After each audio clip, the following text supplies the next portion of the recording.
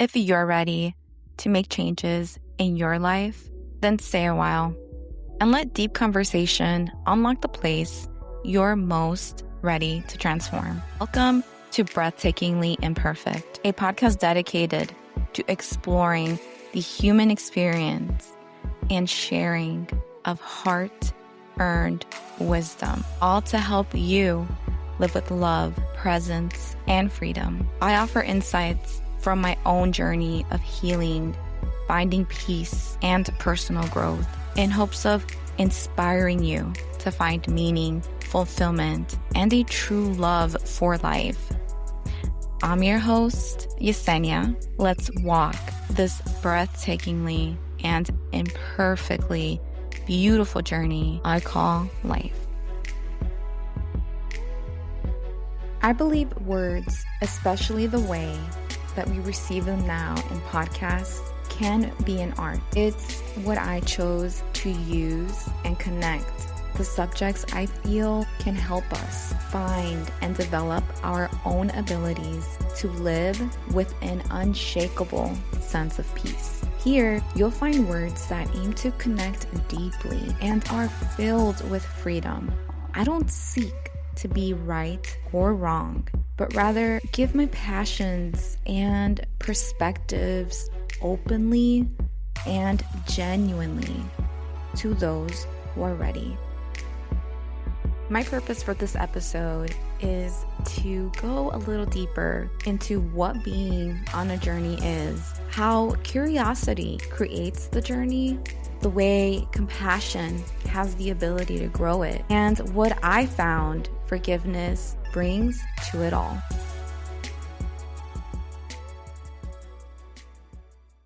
Throughout this podcast, you'll hear me refer to my journey and the journey of life in general.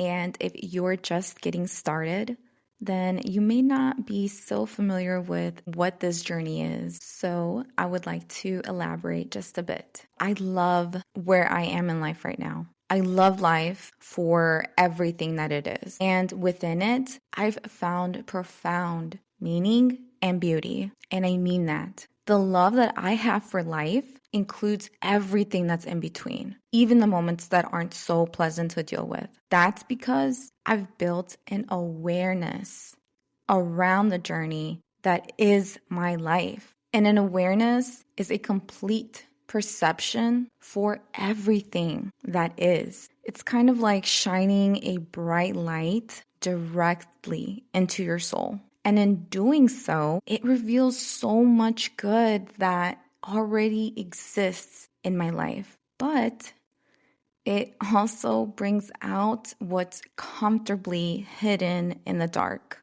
That's the journey. I kind of see this part of my journey as lifting some artificial turf in my garden to peep at what's underneath. For me, doing this started with addressing wounds that I'd ignored for so much of my life, embracing the darkness as much as the lighter parts of my life is complete awareness of your journey. And the journey itself, which I had initially referred to as a healing journey, was taking all of these aspects of my life, acknowledging them, working through them, and most importantly, working with the present and presence of each and every single day. And listen, everyone is different. Just the same way that your neighbors don't care for their gardens in the same way.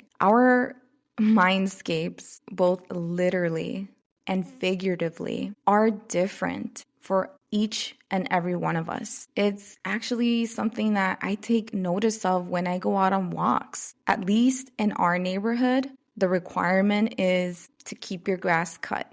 But even so, no two gardens are the same. They are all tended for differently. And what I share on this segment and any episode is just that, my experience and how I'm tending to my garden. I actually just watched a podcast on YouTube in which an expert in their field, through their own research and experience, believed you didn't have to play out your past as long as you moved past the emotion that it was tied to. He claimed that by bypassing his past experiences, especially the more emotional and painful ones, was what seemed to work for him and what he encouraged for others to do through his workshops. There was like this sense of, this is what you do to move onwards. And I just don't think that there's one set way for anything. I believe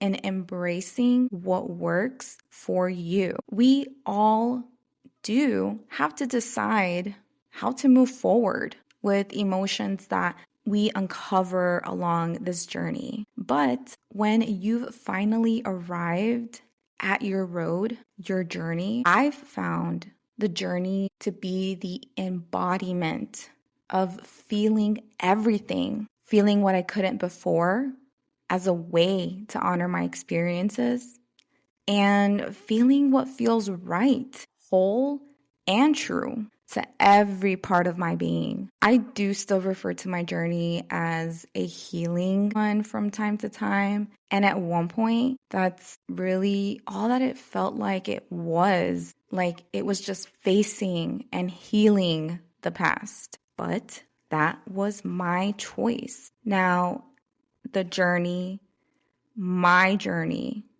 truly cherishes the beauty in between everything that makes up my life. It's like I have to handle this, but I'm also here and now. And this is also so beautiful. It's about what I've fallen in love with, knowing is my journey.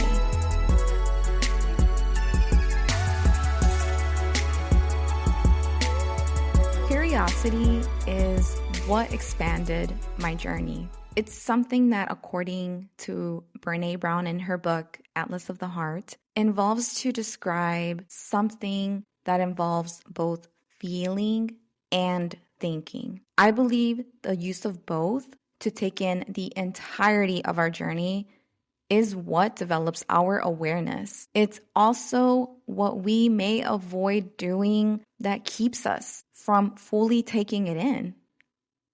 Once I became curious about opening and reflecting on my journey, which is thinking and feeling, I began to grow and know compassion. I hope I can save someone a bit of time on this subject because I was definitely not brought up to have much of it. I was raised to be brave, strong, and to survive. There wasn't much room for lessons on being compassionate, but it's something that began to flourish organically for me 5 years ago. Another great quote on compassion from Atlas of the Heart says, "Compassion is the daily practice of recognizing and accepting our shared humanity so that we treat ourselves and others with loving kindness and we take action in the face of suffering." I had to reread this several times, but it makes sense. Because inaction in the face of suffering leaves us suffering.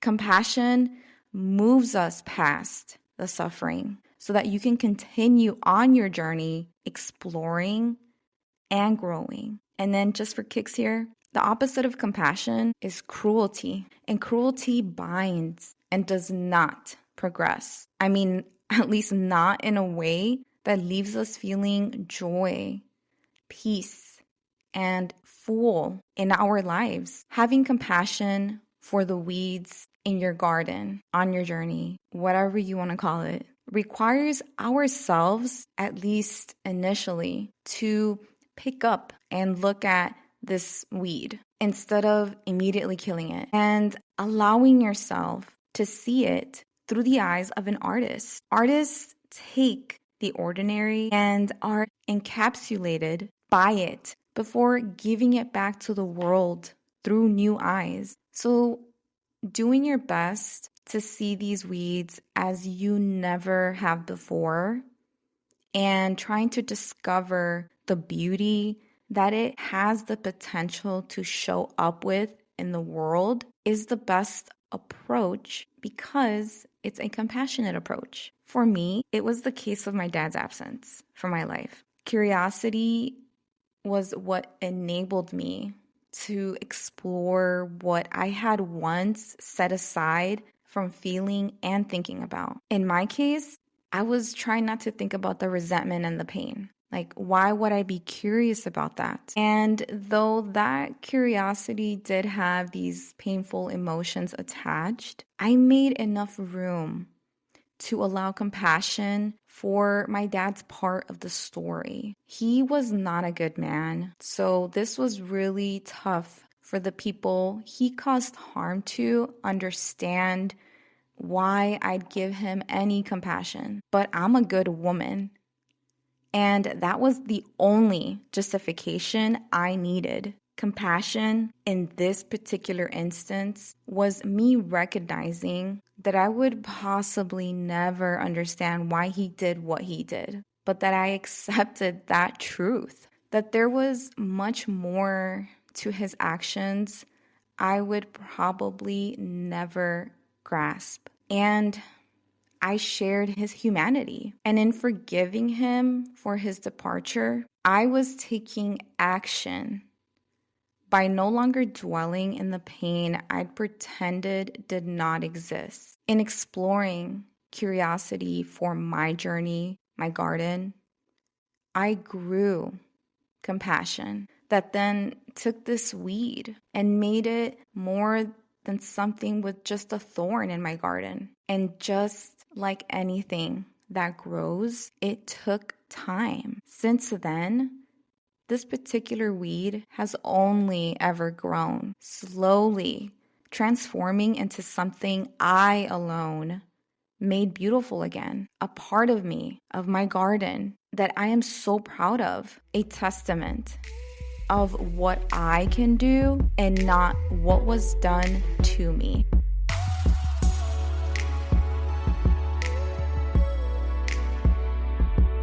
As I've mentioned before, my journey started as a healing one. It was the unrooting of wounds I refer to as weeds in my garden. And when you do it as actively as I had, it tends to get really messy. I was left with a sense of what now? Well, it was through compassion that forgiveness sprouted up in my garden one day. Yet another foreign concept for me at the time. I did not speak that language because in our family, it was grotesquely masked by pride. And we were proud of being prideful. Forgiveness to me was surrender, and surrender was defeat. When in reality, I've learned forgiving surrenders. It surrenders the harbored emotions in our lives that take the form of toxins seeping out of us like a poison in our everyday lives, disguised as weed killers, the very thing that kills gardens. In real life, I don't use weed killers in my plant beds. I'm not an expert, but I worry that by spraying one weed, it could harm one of my other thriving plants I love so much. My choice instead is a bit harder. I handpick the weeds out by hand, put in a little extra work. Don't take the easy way out. So is the same for emotions. It harms what we have growing. My dad never asked for forgiveness, but I forgave him. Before that, there were judgments, insecurities, and anger that unknowingly spilled out of me and into my life. But out of forgiveness for my dad was also the release of pain I experienced as a child and carried as an adult. I didn't need him to ask for forgiveness, like ever. I needed it. The release, the freedom that followed from that experience felt like breathing fresh air for the very first time. And it only took me once to forgive before I realized how impactful and freeing it was. It only took me once to forgive before I realized how impactful it was. Since that day, my ability to find forgiveness has only ever flourished and become second nature to me. Compassion and forgiveness have become my fertilizers.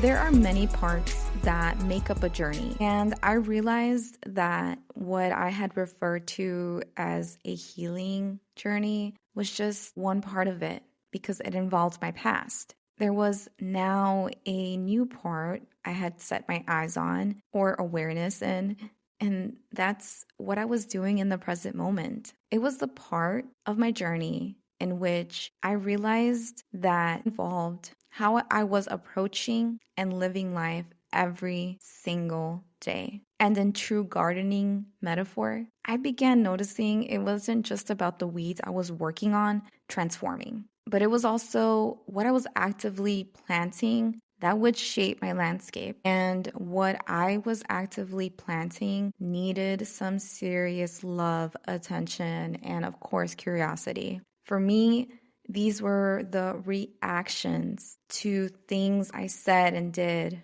that deep down I knew weren't the best versions of how I wanted to experience life. And I knew that because they didn't make me feel good. For me, this was the impatience I felt about quite a few things. The sarcasm I gave out when something or someone bothered me, and the way I raised my voice when frustration took over my inability to communicate. And after every yelling match, every negative comment, or every negative action or reaction, not only did I not feel better, but nothing would ever change. It was a cycle that would go on so long as I let it. But just by being a little bit curious, my perception began to shift from, wait, why am I doing that? Why do I say that? Why do I act like that? And then suddenly this habit, these reactions have our attention. At that point, it was impossible to try and look away from these things I did that I did not like. It was kind of like having a fly pester around you until you decide to make a move. I used to yell a lot, and we used to joke and say it was our family's love language. But guess what? It's not really a love language. And I didn't want to continue to yell. All it was actually doing was leaving me feeling exhausted.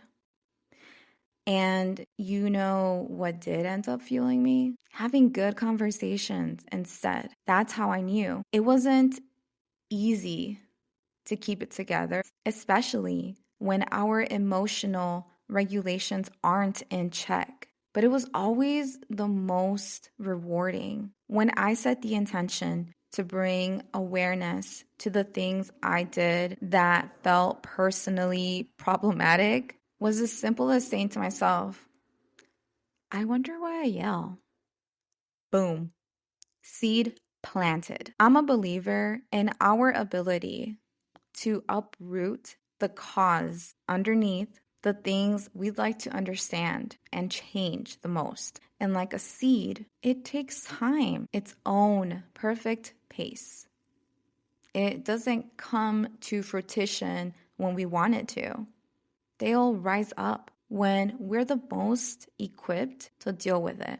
But so then the choice of action becomes ours. I still yell sometimes, but I'm pretty proud of how infrequent those moments have become. I felt in my body that I did not like to yell. It took from me more than it gave. I began when I asked my husband to just kindly point out when I was yelling. I do this with my kids now too. And man, when he first did, it felt like time stood still. Everything in me was so offended. But there, in a meek, little voice was that part of me I'd tasked and planted to become aware of these moments, and it peeped out in the distance. Those are the moments that enact awareness and have the power to create change.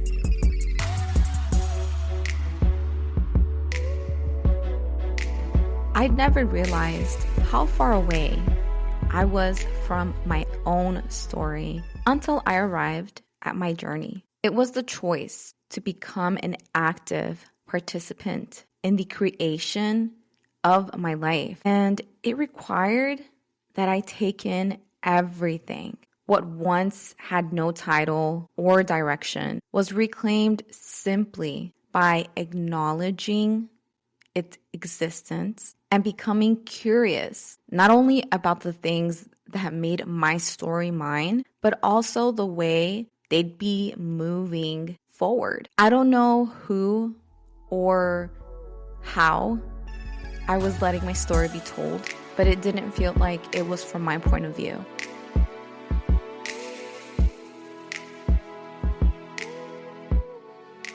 Having curiosity and making the decision to take an entire look at my life brought me to what I now know as my journey. I gave myself the task to truly acknowledge and uncover the reasons behind the things that brought anything other than joy and deep trust in myself. It wasn't a small ask because the work involved was mine alone, and it required self-admittance. Things were actually a mess below the surface and that they needed some love. It's the choices we make to remain or to move one step forward. Compassion was the action I considered to be a small step in a new direction. However, it brought total transformation into my life I would have otherwise missed out on. Out of that, I would grow and get to know forgiveness, which has only ever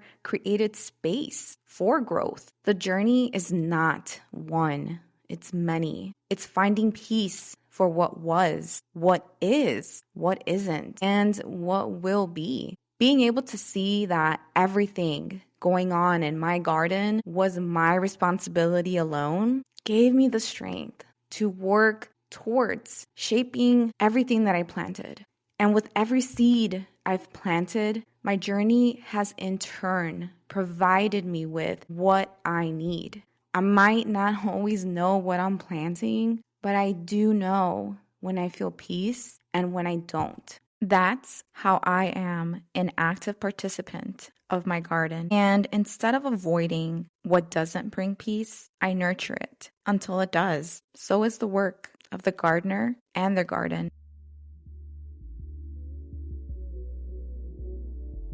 I like to view life as our very own gardens, meant to be nurtured, cleared, and just allowed to bloom. So as you go on to explore your life's personal oasis, as always, may you leave here only with what can help yours grow. I am so grateful to have shared the space with you.